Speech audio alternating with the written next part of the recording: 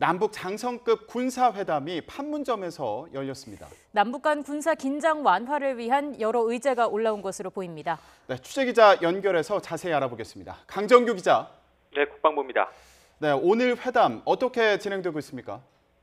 네, 오늘 회담은 판문점 우리 측 지역 평화의 집에서 열렸습니다. 지난달 14일 이후 47일 만인데요. 지난 회담과 마찬가지로 우리 측에서는 김도균 국방부 대북정책관을 수석대표로 5명이 나갔고, 북측에서도 안익산 중장을 필두로 5명의 대표단을 파견했습니다. 달라진 게 있다면 이번 회담은 북측이 먼저 제안해 온 건데요. 오전 10시에 시작된 전체 회의는 8분간의 모두 발언을 포함해 약 50분 동안 진행됐습니다. 이후 남북 양측은 각자 따로 떨어져 서로가 제시한 의제를 검토한 뒤 11시 55분부터 약 2시간 동안 수석대표 회의를 이어갔습니다. 그리고 조금 전인 오후 4시 수석대표 회의를 재개했다는 소식이 들어왔는데요. 쌍방이 모였다가 흩어지기를 반복하면서 의제를 좁혀나가고 있는 상황입니다.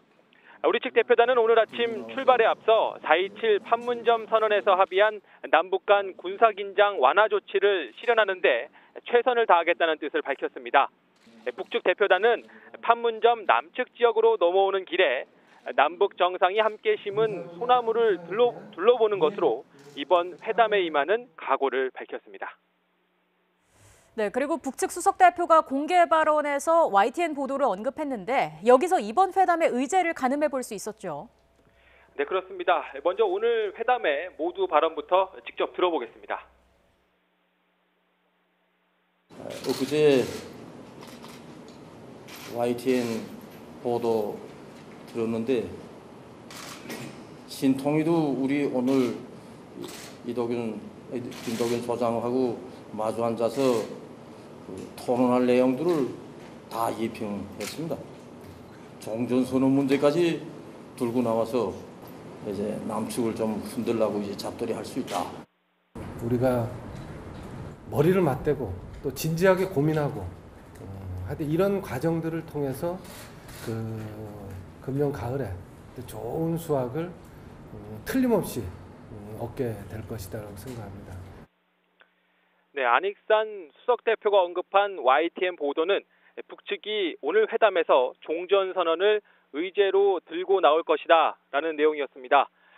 미국을 향해 종전선언 채택을 압박하는데도 뜻대로 되지 않자 남측의 적극적인 역할을 주문할 가능성이 있다는 건데요.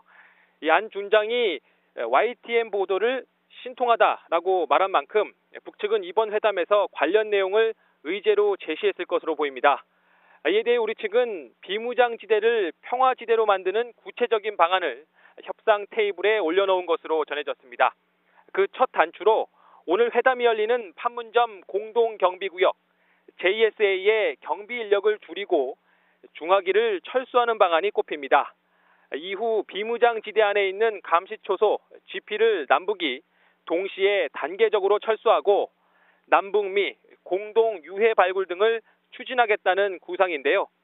남북 양측이 제시한 의제 모두 큰 맥락에서는 남북 군사긴장 완화를 추구하는 판문점 선언과 맞닿아 있는 만큼 오늘 회담에서 어떤 합의점을 도출할 수 있을지 주목됩니다. 지금까지 국방부에서 YTN 강정규입니다.